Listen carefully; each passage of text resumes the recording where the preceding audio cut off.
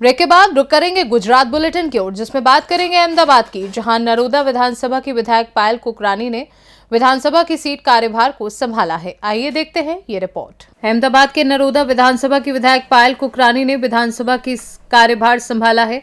तब से पायल बेन ने पूरे देश को बता दिया है कि असली राजनीति किसे कहते हैं।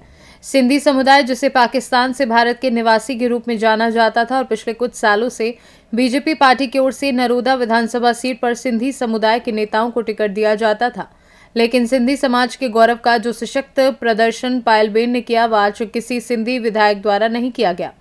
पायलबेन कुकरानी ने अपनी सिंधी समाज के विकास में योगदान देना जारी रखा और योगदान सफल रहा। गुजरात साहित्य अकादमी ने सिंधी सांस्कृतिक महोत्सव, सिंधी व्यंजन महोत्सव, सिंधी गीत संगीत महोत्सव, सिंधी कविता पाठ समेत कई कार्यक्रमों का आयोजन किया। कार्यक्रम में मुख्य अतिथि मंत्री मुलुभाई बेरा, जगदीश भाई विश्वकर्मा, सांसद दिनेश मकवाणा, विधायक पायलबेन कुकरानी, अमित शाह सहित सिंधी मंदिर के सेवाधारी नेता और बड़ी संख्या में लोग मौजूद थे। सरकार के आदरणीय मुख्यमंत्री भूपेंद्र भाई पटेल साहब, गुजरात सरकार के कैबिनेट मंत्री आदरणीय मुडुभाई बेरा साहब, गुजरात सरकार के सहकार मंत्री आदरणीय जगदीश भाई पंचाल जी, यहाँ के विधायक आदरणीय पायलबेन कुकरानी जी और मैं, हम साथ में मिलकर गुजरात सरकार के सिंधी सांस्कृतिक महोत्सव में आज उपस्थित हुए हैं। आज सिंधी समाज के पूरे गुजरात से लोग आए हैं। सिंधी समाज की भाषा, साहित्य और साहित्य लिखने वाले कलाकारों का सम्मान हुआ। आज यहाँ पर सिंधी वानगियों की यहाँ पे स्टॉल लगाए गए। इस तरह पूरा सिंधी समाज वो भारतीय संस्कृति के साथ उनका मिलजुल है और वर्षों की परंपरा के मुताबिक आज गुजरात के अंदर सिंधी समाज हर समाज के साथ जुड़ गया है और मैं लाख लाख अभिनंदन देता हूँ।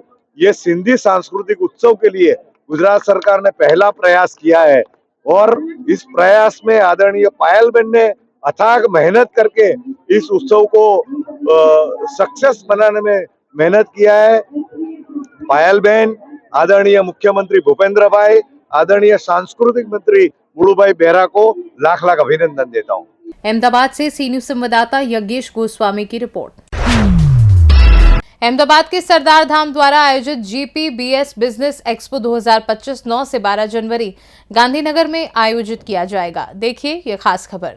जीपीबीएस 2025 देश का एक्सपो गांधीनगर में आयोजित किया गया है, जिसका शीर्षक प्रायोजक ओनिक्स है। ग्लोबल पाटीदार बिजनेस समिट का उद्देश्य अहमदाबाद और गांधीनगर सहित गुजरात के व्यापार जगत का वैश्वीकरण करना और उन्हें एक अंतर्राष्ट्रीय मंच प्रदान करना है। इस महाकुंभ समापन एक्सपो में कंपनियां अपना कारोबार प्रदर्शित करेंगी। 1 लाख वर्ग मीटर प्रदर्शनी क्षेत्र रहेगा। इस एक्सपो में देश विदेश से 10 लाख से ज्यादा लोग आएंगे। जीपीबीएस 2025 देश का एक्सपो विशेष रूप से नए स्टार्टअप उद्योगों को बढ़ावा देगा, जिसकी घोषणा सरदार धाम संगठन के अध्यक्ष गगजी भाई सुतारिया, अध्यक्ष नटू भाई पटेल, अध्यक्ष गोविंद भाई वर्मोरा, उपाध्यक्ष नीलेश जेटापरिया और अन्य उपाध्यक्ष ने की। इन बिजनेस एक्सपो के जरिए देश के युवा और महिला सशक्तिकरण को बढ़ावा देने के लिए महिलाओं को एक मंच भी प्रदान किया जाएगा।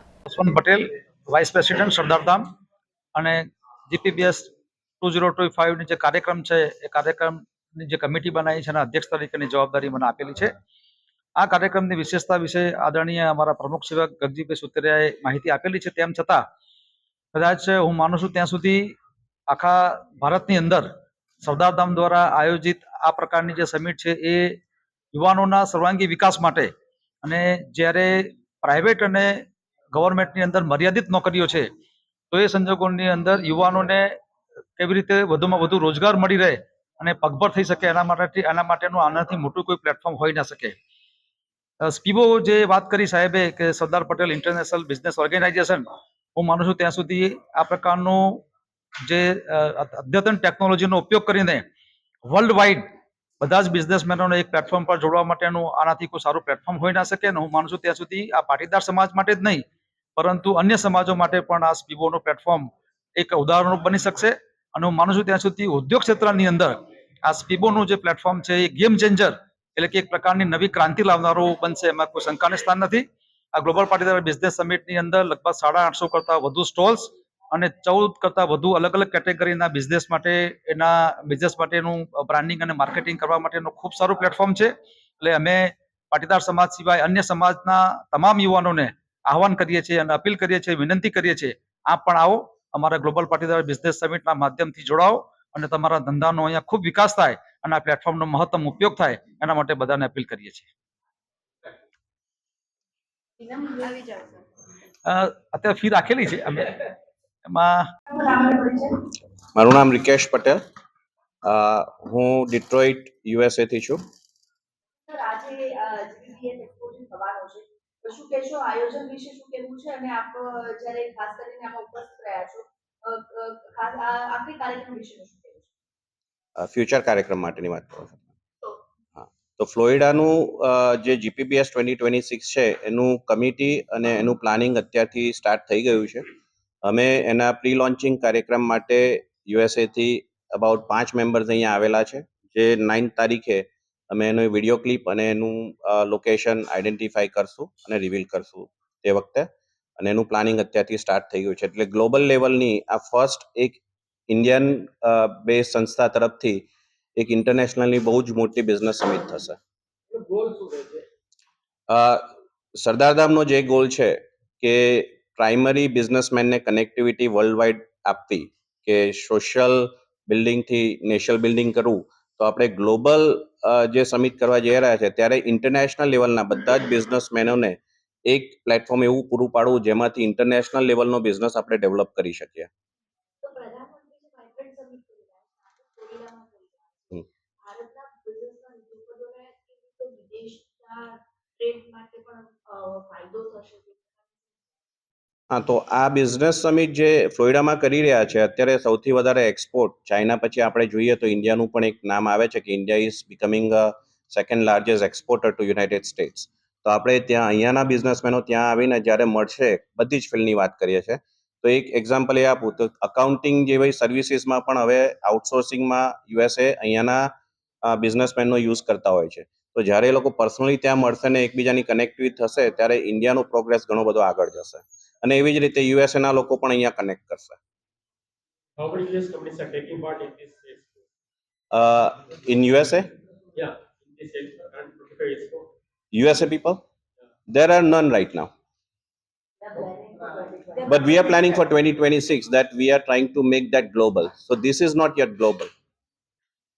પરમોરા છે, સરદારધામના ટ્રસ્ટી તરીકે અને ઉપપ્રમુખ તરીકે જવાબદારીમાં મને સોંપવામાં આવેલી છે.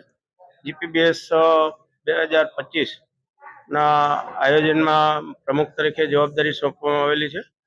અમે મારી સાથે ઝાલાવાડિયા સાહેબ છે, એ પણ આ બધા જવાબદારીમાં જોડાયેલા છે. હમણાં જસુભાઈ સાહેબ બોલી ગયા, એ પણ કમિટીના અધ્યક્ષ તરીકે જવાબદારીમાં બેઠેલા છે. બાજુમાં છે જીપીબીએસના કન્વીનર ભાઈ શ્રી ડોબરિયાભાઈ છે, અને અમેરિકાની સમિટ સંભાળે છે ભાઈ શ્રી આનંદભાઈ છે. આ બધાએ મળીને આ વ્યવસ્થિત આયોજનબદ્ધ કામ કરી રહી છે કમિટી. અને મારા પૂર્વ વક્તાઓએ જે માહિતી આપી એ પ્રમાણે જીપીબીએસ 2025 આ 5મી સમિટ છે.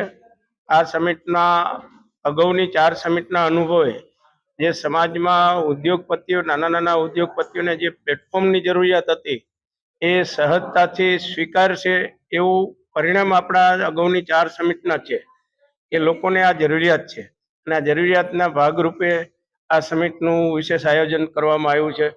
તો નાના ઉદ્યોગપતિઓને ઉજળું પ્લેટફોર્મ મળે, બિઝનેસવાળાને બ્રાન્ડિંગનું પ્લેટફોર્મ મળે, અને સામાજિક સમરસતા થાય. અન્ય સમાજના પણ આ સમિટમાં જોડાય અને સામાજિક સમરસતાના ભાગરૂપે સમાજ નિર્માણથી રાષ્ટ્ર નિર્માણમાં આગળ વધવાના ચાન્સ વધે. આજે મોદી સાહેબના સપનાને ધ્યાનમાં રાખીને 2047નું જે સપનું છે એ સપનાના ભાગરૂપે વિકાસની ગતિમાં આપણે ક્યાં પહોંચી શકાય એવા વિચારો સાથે આ 2025 સમિટનું આયોજન કરવામાં આવ્યું છે. અને આ સમિટમાં રાજ્યના મુખ્યમંત્રી પણ પધારવાના છે, અનેક કેબિનેટ મંત્રીઓ પણ પધારવાના છે, સામાજિક આગેવાનો પણ પધારશે, અને મોટા મોટા ઉદ્યોગપતિ પણ પધારવાના છે. એ સમિટની અગાઉની અમારી પરિણામલક્ષી પ્રવૃત્તિ છે. તો આવતી આ સમિટ પણ એવી પરિણામલક્ષી નીવડશે એવી અમારી અપેક્ષા સાથે આયોજન ચાલી રહ્યું છે. अहमदाबाद से सी न्यूज संवाददाता यज्ञेश गोस्वामी की रिपोर्ट। फिलहाल के लिए गुजरात बुलेटिन में बस इतना ही। देश और दुनिया की बाकी खबरों को जानने के लिए आप देखते रहिए सी न्यूज भारत।